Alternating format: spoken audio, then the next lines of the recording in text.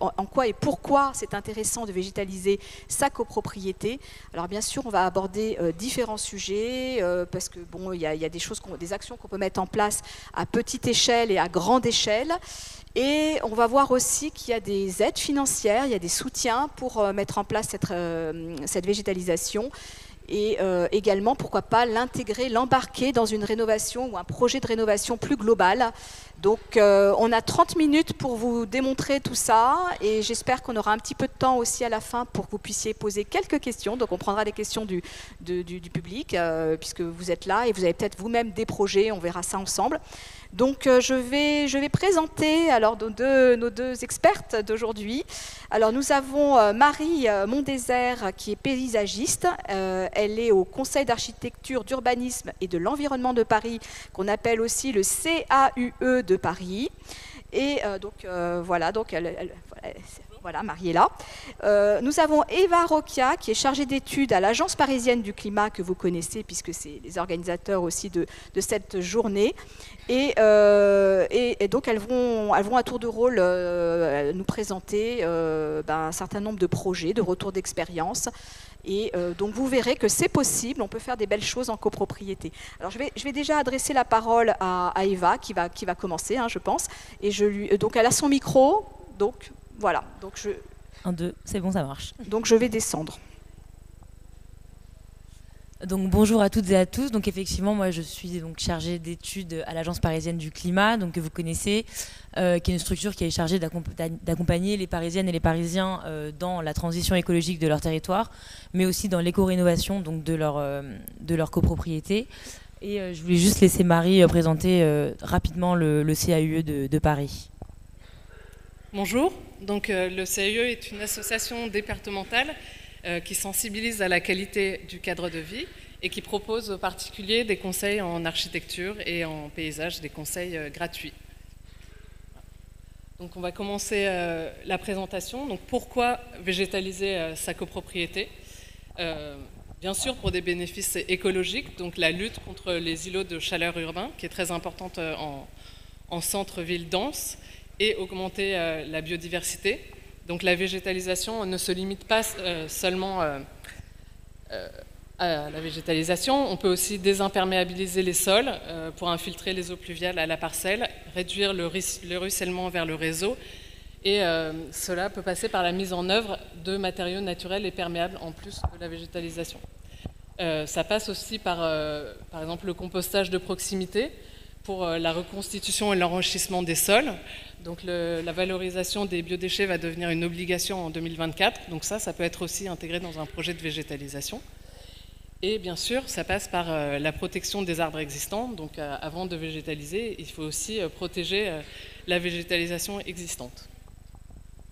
Pour compléter, c'est vrai que cet argument sous-jacent écologique est très important, même pour les copropriétaires, mais il y a aussi des arguments qui vont être plus mis en avant, qui les motivent parfois davantage. On va avoir par exemple un argument économique. Effectivement, par exemple, le fait de végétaliser sa copropriété peut permettre de réduire certains frais d'entretien des espaces libres, mais aussi ajouter une valeur verte, une valeur patrimoniale à leurs biens. Ensuite, on a un argument évidemment qui est esthétique, d'amélioration du cadre de vie des copropriétaires et voire des locataires, enfin des personnes qui habitent dans l'immeuble. Et puis, parfois, ce qui est plus rare, mais ce qui existe, un argument fonctionnel où on va se réapproprier un espace, que ce soit sur une toiture ou dans une cour, par exemple, en cœur d'îlot, et donc les utiliser, par exemple, pour faire du jardinage, des potagers, ce genre de choses. Et puis ça peut amener aussi à renforcer les relations de voisinage, comme ça a pu être le cas par exemple dans une copropriété qui s'appelle le Belvédère dans le 19e arrondissement. En tout cas, ce qui est très important et ce qui a été d'ailleurs soulevé dans les conférences précédentes, c'est la motivation des copropriétaires à mener à bien ce projet, que ce soit avant le projet donc pour qu'il puisse être mené à bien, mais aussi après pour qu'il soit maintenu. Donc comment végétaliser sa copropriété ? Donc on va vous montrer un certain nombre d'exemples à différentes échelles. Donc on peut commencer de manière un peu modeste et petite, commencer doucement, donc par exemple en plantant les pieds de façade, pas forcément sur des surfaces très importantes, en plantant également des grimpantes qui peuvent se développer sur les façades et rafraîchir du coup l'immeuble, en mettant ce qu'on voit souvent aussi bien sûr en place des pots, des bacs, des jardinières, si on n'a pas la possibilité de planter en pleine terre. D'autres échelles d'intervention, donc ça c'est des exemples de cours parisiennes qui ont été réaménagées.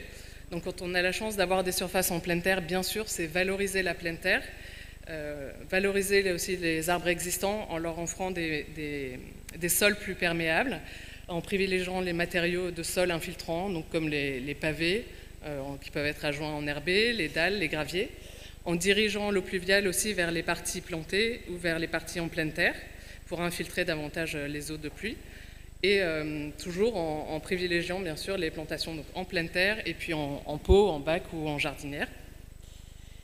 Et on peut avoir aussi également des projets plus ambitieux, donc en jardinant, en transformant les cours en véritables jardins. Donc dans ces cas-là, le mieux est quand même de faire appel à un paysagiste pour encore toujours valoriser et augmenter la pleine terre, amender le sol avec du compost, jardiner vraiment les espaces ensemble, entre voisins, au sein de la copropriété ou en faisant appel à un jardinier qui vient entretenir, et puis profiter bien sûr de ces espaces de fraîcheur l'été entre voisins. Donc ça, c'est des exemples aussi parisiens. Mais ça passe aussi par la végétalisation des toitures, donc qui est un sujet très important, notamment dans la rénovation thermique. C'est des espaces qui représentent une surface importante à Paris. Donc jardiner et cultiver sur les toits pour rafraîchir la ville, améliorer également les vues et les vis-à-vis sur les toitures, et favoriser et développer la biodiversité. Donc ça peut passer par différents systèmes qui sont de l'extensif à l'intensif en fonction de l'épaisseur de substrat qu'on peut avoir. Là, pour vous montrer un petit exemple qui est dans le Marais, donc avec 2 photos avant-après qui sont assez parlantes et assez spectaculaires. Donc c'est une cour qui est située dans le Marais, un secteur qui est soumis à un plan de sauvegarde et de mise en valeur. Donc c'est une cour qui fait 150 mètres carrés et qui a été réaménagée par un paysagiste maître d'œuvre, et donc qui bénéficiait déjà d'une surface végétalisée mais assez pauvre, et qui a été complètement transformée en véritable jardin et cœur végétal. L'intérêt, c'est vraiment de valoriser cette cour et de permettre aussi d'avoir un certain filtre entre les espaces communs et les logements en rez-de-chaussée. Donc pourquoi passer à l'acte? On vous l'a déjà un peu dit tout à l'heure, mais c'est vraiment une plus-value pour le patrimoine, et qualitative et financière pour les propriétaires. Une plus-value aussi écologique avec l'amélioration de la biodiversité et la fraîcheur qu'apporte ce lieu l'été, et une plus-value aussi pour les habitants puisqu'il y a un meilleur confort d'été, et puis un lieu où on peut se rafraîchir, se retrouver, aller lire dans le jardin avec des usages aussi bien individuels que collectifs. Pour compléter ce que disait Marie, là c'est un autre exemple, donc c'est la copropriété du Belvédère dont je parlais tout à l'heure, dans le 19e arrondissement.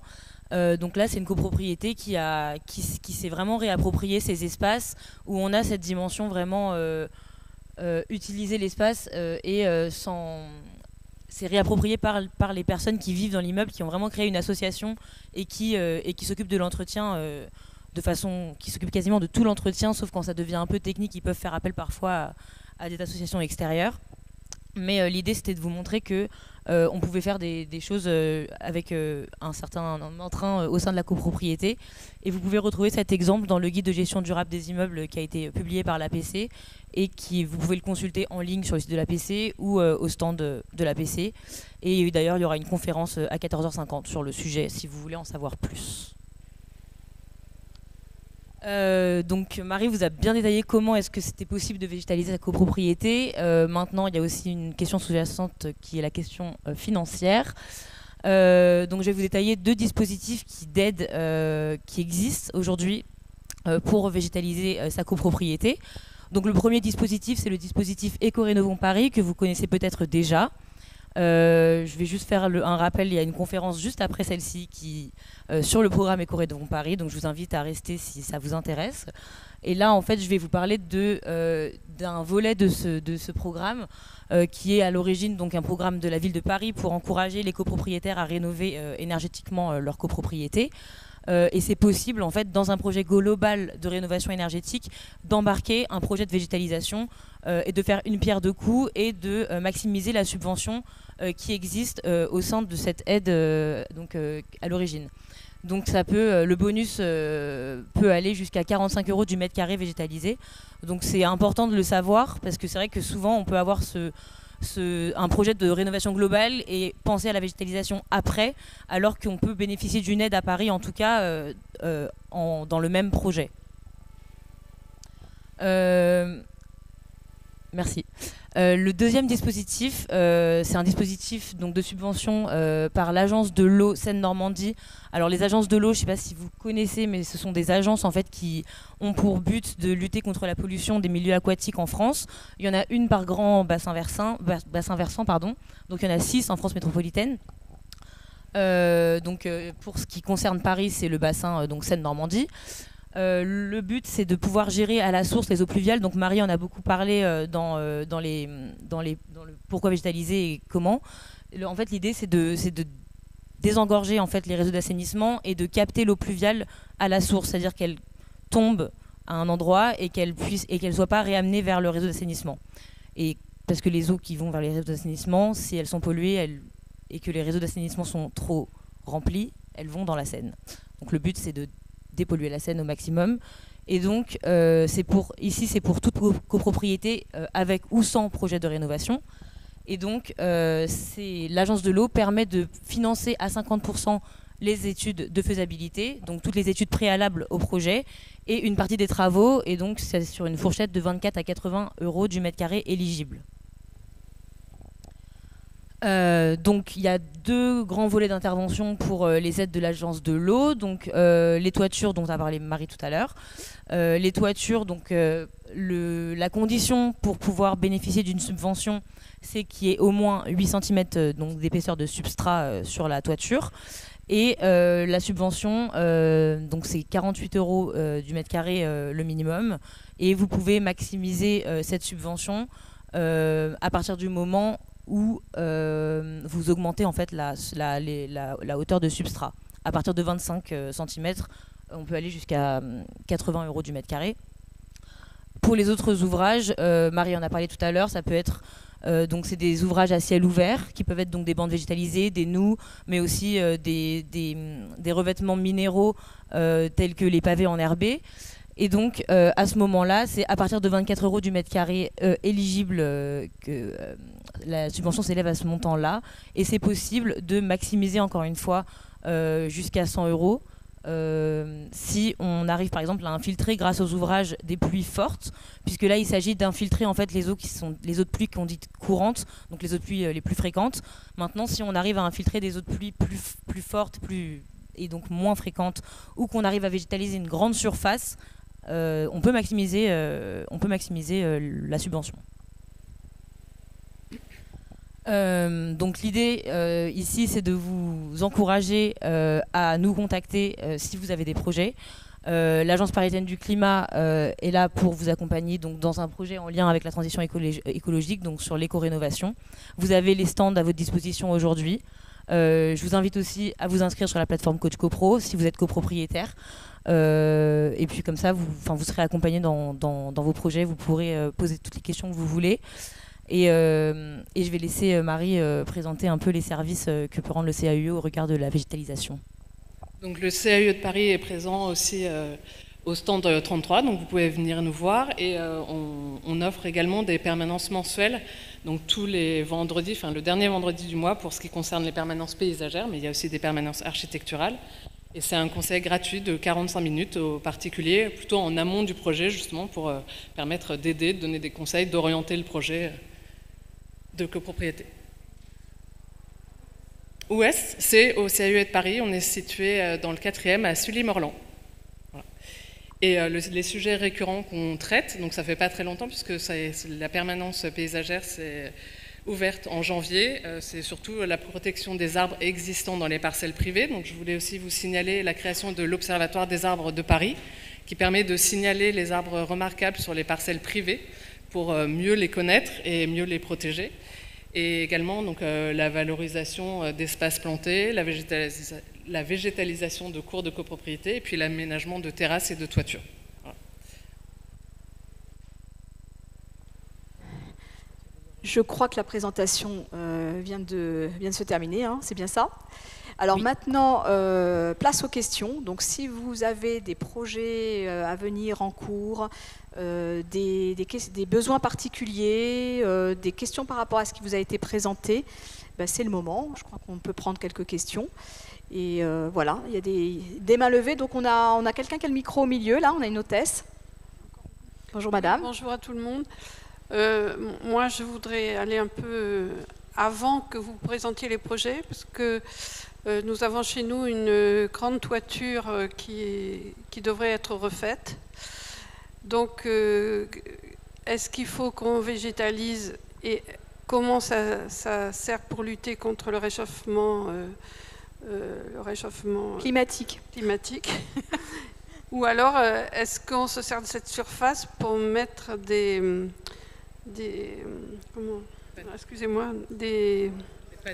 panneaux solaires, voilà. Et comment on fait pour décider? C'est pas tout à fait le même projet. Justement, mais pour le moment, il n'y a pas de projet sur cette terrasse qui est quand même assez importante. Alors, je crois qu'on a compris la question. Qui veut essayer de répondre? Alors, Marie? est-ce qu'il s'agit d'une toiture terrasse plate? Oui. Alors, ça, c'est un peu votre choix, mais si vous avez suffisamment de surface, vous pouvez peut-être faire les deux.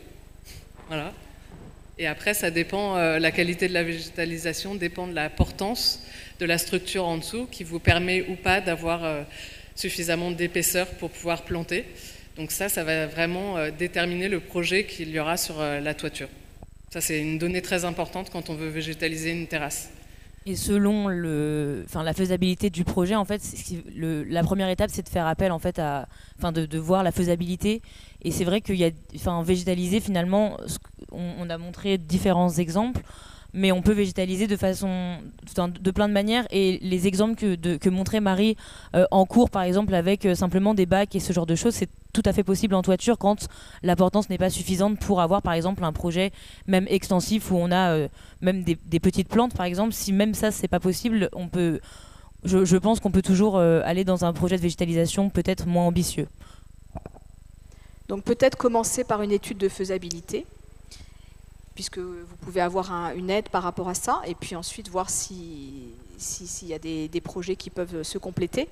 Et c'est vrai que c'est toujours plus sympa d'avoir de la végétation plutôt que des panneaux solaires, mais bon, après, c'est pas le même objectif.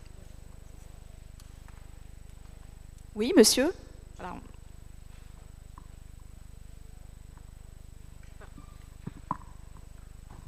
Alors, bonjour. Moi, j'ai deux questions. La première, c'est est-ce que vous donnez des conseils sur le type de plante qui est recommandé de mettre? Parce qu'on sait que tout ne résiste pas en milieu urbain. Aussi, il y a beaucoup de maladies qui se créent facilement avec la pollution.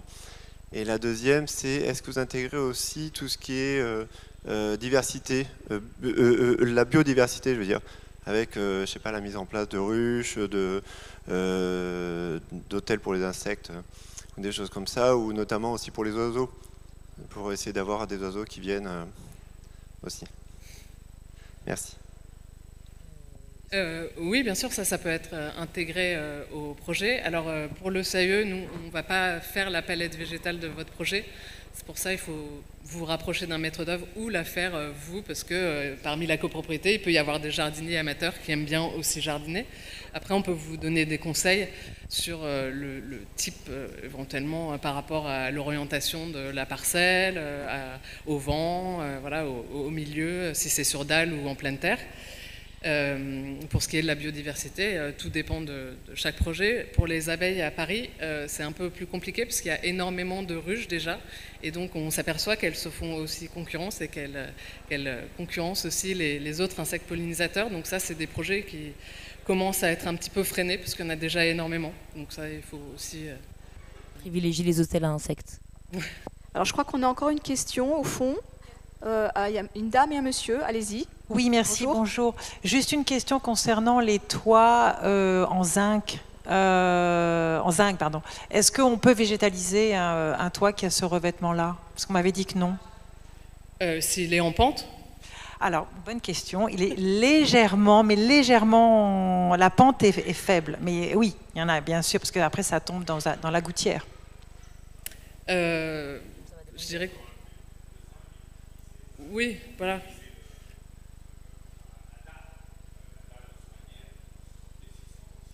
Voilà, tout dépend encore une fois effectivement de la portance et de la pente, moi je dirais. Mais...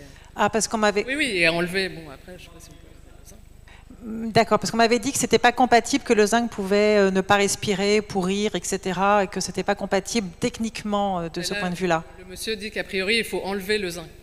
Voilà. C'est bon? Moi j'ai pas d'exemple personnellement.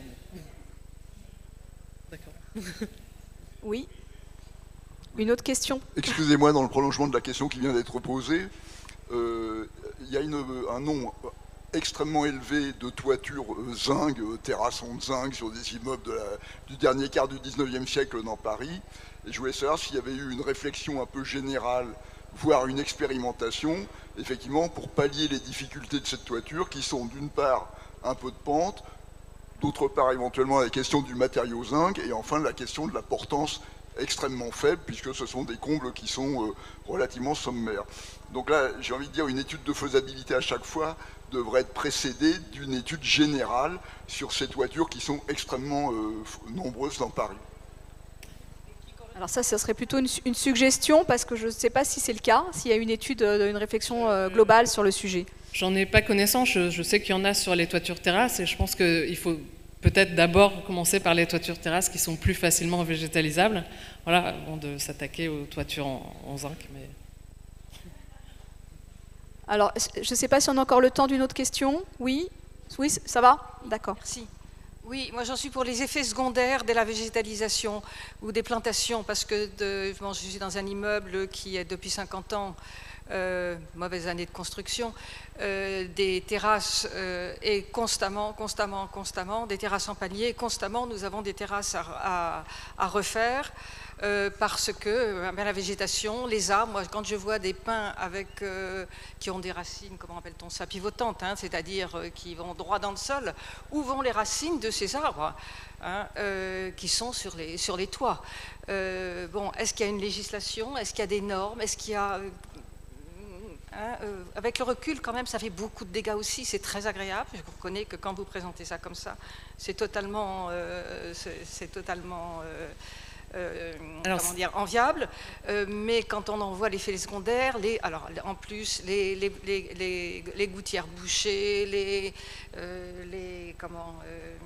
Bon, bah, je crois qu'on a compris, donc on va essayer de vous répondre, madame. On va essayer de vous répondre. Les arbres, les racines des arbres. Ça pose la question de la plantation dans les règles de l'art, c'est-à-dire que pour planter un arbre, il y a un certain nombre de règles qu'il faut respecter. C'est la taille de la fosse de plantation, le volume de terre qu'on lui laisse. Et effectivement, si on ne lui laisse pas suffisamment de volume de terre, ça peut causer des dégâts. Alors dans le PLU, il existe un certain nombre de règles maintenant pour la plantation des arbres, du volume disponible autour de l'arbre et en fonction effectivement de la place qu'il y a, de la taille de l'arbre qu'on peut planter ou pas. Voilà, donc ça, si ces règles n'ont pas été respectées, effectivement, ça peut poser des problèmes.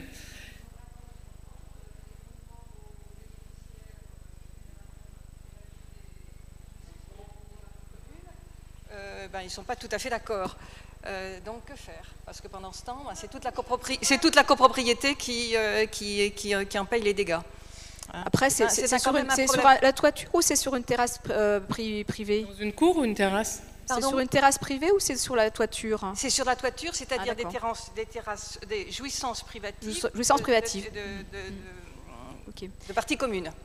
Donc il faut vérifier, il faut peut-être voir s'il y a des dégâts, il faut peut-être regarder un petit peu ce qu'il en est, peut-être faire venir une entreprise pour vérifier qu'il n'y a pas des canalisations qui sont bouchées, qu'il n'y a pas des problèmes avec l'étanchéité de la terrasse. Ah, ça, les étanchéités, on les voit régulièrement parce qu'on a des travaux. Voilà, donc il faut. Ça peut arriver qu'on soit obligé d'enlever des arbres. Hein. Oui, ça peut arriver. Ouais. Voilà, malheureusement, voilà, non, si ça fait c'est à cause des dégâts, ça peut arriver. Pardon. Quelle est la limite des tailles des arbres sur les toitures? Voilà, je crois que c'est ça surtout le problème. Tout à fait. Le reste, bon, Et après, c'est sûr que la végétalisation demande de l'entretien. Donc voilà, il ne faut pas négliger cet aspect-là dans le projet. Alors, une question, peut-être, là, à ma droite. Du coup, aujourd'hui, les copropriétés qui ont une toiture terrasse, en principe, ils ont un contrat d'entretien de cette toiture. Et on sait aussi qu'ils devraient faire une réfection de ces toitures. En principe, c'est tous les 20 ou 30 ans. Mais du coup, quand on est sur une toiture végétalisée, du coup, qu'est-ce qu'il en implique vis-à-vis d'un éventuel contrat d'entretien de ces toitures?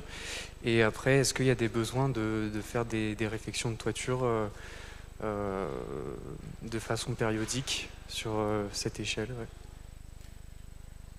Alors pour les toitures végétalisées, il faut respecter ce qu'on appelle le DTU étanchéité. C'est un document technique qui donne un certain nombre de règles par rapport à la végétalisation des toitures, justement par rapport à l'étanchéité en dessous et à la nécessité de pouvoir l'entretenir et vérifier l'état de l'étanchéité. Donc c'est très important aussi de pouvoir suivre ce règlement technique. Je pense qu'il doit y avoir un entretien qui doit être plus régulier, certainement, déjà pour pouvoir discipliner un petit peu la végétation aussi et voir que tout se comporte de la bonne façon, que ce soit aussi peut-être bien hydraté, bien arrosé, voilà, qu'il n'y ait pas des zones où la terre soit écoulée, ou parce qu'il peut y avoir aussi des intempéries, il peut y avoir des problèmes climatiques. Donc je pense qu'il faut quand même regarder un peu ça de près de temps en temps. Ça doit faire partie d'un contrat de maintenance ou d'entretien régulier, périodique. Et l'entretien est très différent selon le type de végétalisation que vous avez fait sur votre toiture. Vous pouvez faire de l'extensif, c'est-à-dire globalement ça va être de la végétation très rase avec des plantes assez simples, pas beaucoup d'entretien. Et ça va souvent être sur des toitures qui sont inaccessibles. En fait, ça va vraiment être objectif esthétique, souvent sur des toitures basses par exemple, où on va avoir un vis-à-vis avec certains voisins. Et donc là, ouais, entretien assez faible, contrairement à une toiture extensive où on va avoir plus de substrat, éventuellement des arbres, du coup, des arbustes, ce genre de choses. Intensive, j'ai redit extensive, intensive, où là, en fait, l'entretien est beaucoup plus intense. Voilà. Alors peut-être une dernière question. Oui, alors madame à droite et puis une à gauche aussi. Et, je sais pas où on en est dans le timing. Quand c'est une toiture sur un local d'un copropriétaire, est-ce qu'il y a possibilité de contraindre le copropriétaire à faire telle ou telle démarche, pas seulement sur l'étanchéité, mais sur la végétalisation ou d'autres choses comme ça? Voilà, si le copropriétaire est récalcitrant, il dit je m'en occupe pas, qu'est-ce qu'on fait? Je suis pas sûre d'avoir compris exactement la question. Il y a une toiture au-dessus d'un local, dans ma copropriété, d'un local, et la toiture fait 130 mètres carrés. Et on doit refaire l'étanchéité. Si le copropriétaire s'oppose, dit non, je m'en occupe pas, est-ce que la copropriété peut imposer? Pour une étude en tout cas de faisabilité, pour le coup, je pense pas. Maintenant, pour faire quelque chose, oui, il faut qu'il y ait un accord à la majorité. C'est obligatoire. Il faut. Je parle un droit de veto local qui a une terrasse, sur son local, qui est végétalisée en l'occurrence, et il y a un problème d'étanchéité. Et s'il ne veut pas mettre en route, faire des travaux pour refaire l'étanchéité, qu'est-ce qui se passe? Là, j'avoue, je sais pas. Ça, c'est un problème de droit. Hein. Donc, c'est un problème juridique, c'est un problème de droit, et donc il faut voir dans quelle mesure. Il y a un vote, il y a une réglementation. Donc ça c'était pas forcément le sujet de cette conférence. Et moi-même, je suis pas juriste, et je pense qu'ici, on n'a pas de juriste, donc on pourra pas forcément vous répondre. Voilà. Hein. Voilà, non, je pense qu'on peut pas répondre à cette question. Pas vraiment. On n'est pas qualifié. Désolée. Pas qualifié. Oui. Non, on a encore quelques minutes, allez-y. Non, je pense que c'est bon. Merci.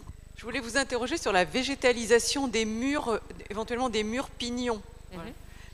Puisqu'il faut isoler dans la copropriété où j'habite des murs pignons, est-ce qu'on peut envisager de les végétaliser aussi? En général, c'est au sommet, en fait, il y a 3-4 étages, en fait, puisque à côté, il y a d'autres immeubles. Est-ce que c'est une démarche intéressante pour vous?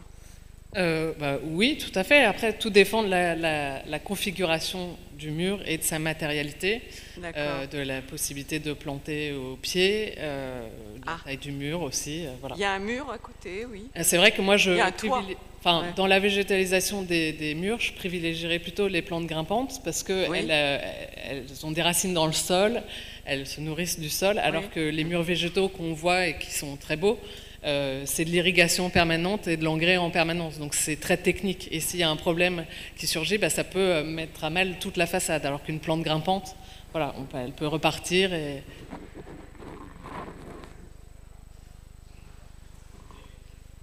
Pardon, c'est une héberge? Oui. Faut voir. Tout dépend de la propriété aussi du mur. Voilà.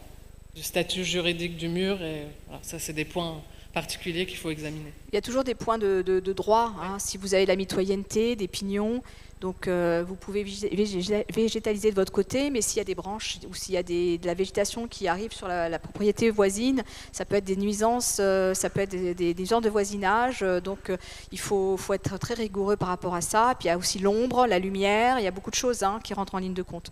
Donc voilà, il faut. Et puis je pense que c'est mieux de partir du sol, je suis assez d'accord là-dessus. Alors, d'autres questions? Oui. Il y a une personne derrière vous avant, parce que le micro est petit par là-bas. En fait, je vous l'avais peut-être dit au début, mais je n'ai pas bien compris. Dans un projet de mise en valeur avec végétalisation, de création de végétalisation, est-ce que ça rentre, est-ce que c'est comptabilisé dans un gain énergétique potentiel et que ça rentre, et donc il y a des abacs, il y a un calcul de comment l'humidité va permettre à l'espace collectif d'être plus frais, du coup de participer à l'économie d'énergie. Donc ça rentre dans le calcul des 35% à gagner. Alors on va vous répondre, je pense. Non, c'est pas. Le calcul doit exister, c'est possible de le faire. Je pense qu'on peut calculer de combien ça va rafraîchir, etc. Mais en fait, c'est vraiment un bonus pour faire un projet. En fait, c'est pour aller d'un projet de rénovation énergétique vers un projet d'éco-rénovation. C'est pour encourager à végétaliser. Maintenant, ça ne rentre pas dans le calcul de la subvention Éco-Rénovons Paris pour ce qui est de la rénovation énergétique. Ça reste indépendant, mais ça va maximiser la subvention.